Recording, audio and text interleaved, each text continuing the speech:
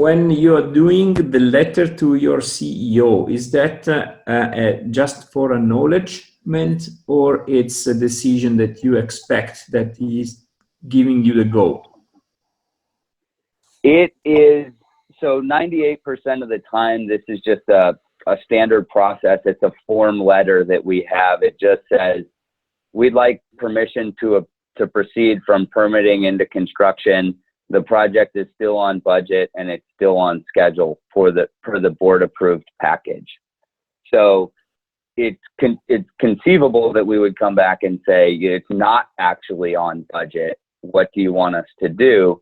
With the target value design process of continual estimating, I haven't actually been in that situation. We've been able to maintain, as long as the scope doesn't increase, we've been able to maintain through design what the board funding was. The theory behind this is kind of what happened in 2009 is there may be something at an organizational or a strategy level where a new business opportunity comes forward that we may not be aware of, where the CEO may say, you know, I'm not ready to commit to spending that $300 million right now. For some reason that you don't know about, I actually want you to hold off for 6 months. So that's what it's for. The only time that it's ever come back not approved was when a lot of our cash is invested in the market. And so they look at selling that off over the duration of a 5 or a 6 year job to fund the actual cash flow of a project. And at that time they said, you know, we don't want to sell these assets. We'd rather wait 2 years. And we don't know how long this is going to last. So that's the one time it hasn't been approved, but it is an official check-in, but it's only 1 page and it says really 2 sentences. We want to start. We're still on budget. We're still on schedule. This is your last chance to say no. Yeah, from our side, this is quite interesting, James, because both the healthcare and the manufacturing industries, I think, further developed into the standardization and modularization concept. But what is clear to me is that most of the companies or businesses in those industries, they work fairly similar ways. We have 2 types of owners. The one is like GE, which is actually very much used to manufacturing type world in the process industry now. And the other one is the typical Shells or Sasol, which we call them project organizations. And the GEs, we call them product organizations. And they have a very fundamental difference in project development.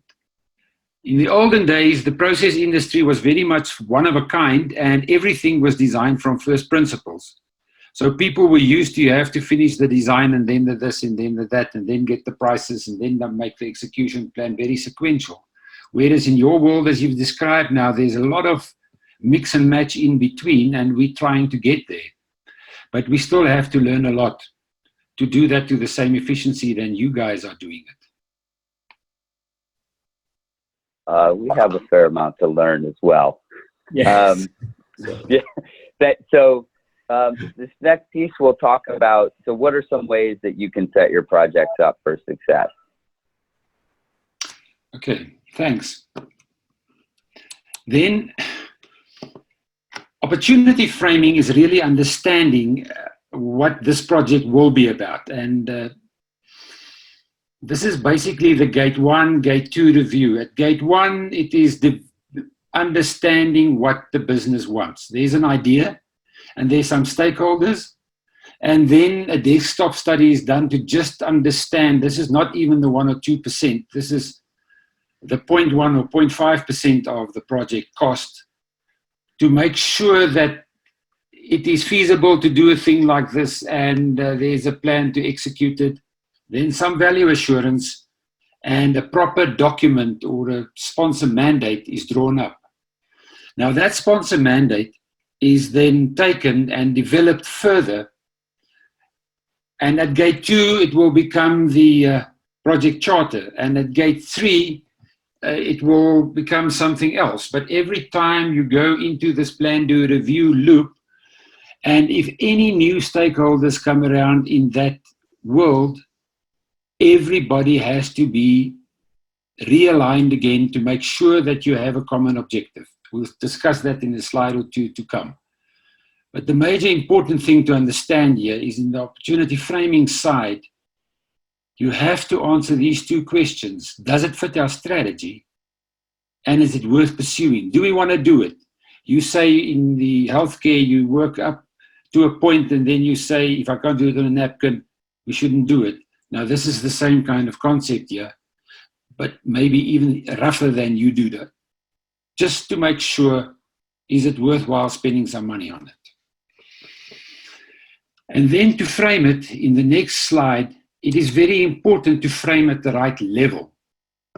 Because if you look at this slide here, if you frame too much to the left and you try and put everything in, like how are we going to grow the economy by 5% type of questions, you just cannot get any decisions. It will just be looking at the wood, the whole forest. You won't see anything. If you frame too much to the right, you only see this little boat and you don't see the waterfall coming, which you're going to go over. Because everything looks like quiet water, and you can very easily make big mistakes. So a lot of time is spent in the very early phases to make sure that this issue or opportunity or threat or whatever needs to be addressed needs to be framed at the right level. And practically on a project, for instance, on the next slide, it will look something like this. The facility itself is the core of the framing and alignment session. But what do you do with your environmental issues and how do you integrate this into the existing world is a lot of effort that needs to be looked at. Again, in the healthcare and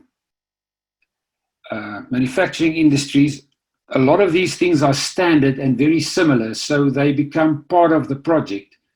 In large process industries, they are always unique and first of a kind for specific locations. So there's a lot of work that needs to be done to understand where all the touch points are in a project when you start to frame it.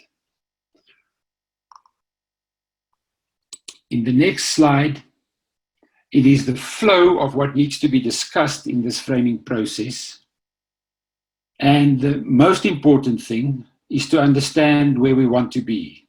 That vision and the critical success criteria, metrics. How do we measure? Where do we want to be? Secondly, we have to understand exactly where we are, because we can't get to where we want to be if we don't know where we are. And we have to make sure that we have alignment between all the stakeholders at that stage of what this position is. And typically, a good methodology is the way it was described by James in the values alignment session, to make sure that everybody's current situation is put on the stickies and the future state is put on the stickies. And once you have that, you can sit and look on how you're going to close that gap and then come up with a proper proposal of how it will be done. So on the next slide, to make it the picture more clear, this idea needs to be framed, this future thing we want to build, with the objectives that is required, the boundaries that is put by whatever reasons they are, and the cost and the schedule. And within these boundaries, this project needs to be implemented. So if we sign that off, right in the beginning, you only have the sponsor mandate or the business mandate. And then once the project professionals have joined the business group and put together the integrated portion where also the project execution approach is signed off on, you have a proper charter. So on the last slide, it is a picture of the Oryx project, GTL project, and it shows the typical business mandate that was put on the table and the project execution approach right in the beginning of the project to say, this is what needs to be achieved for business, and this is how it will be done, to put that on the table, which is now in that picture.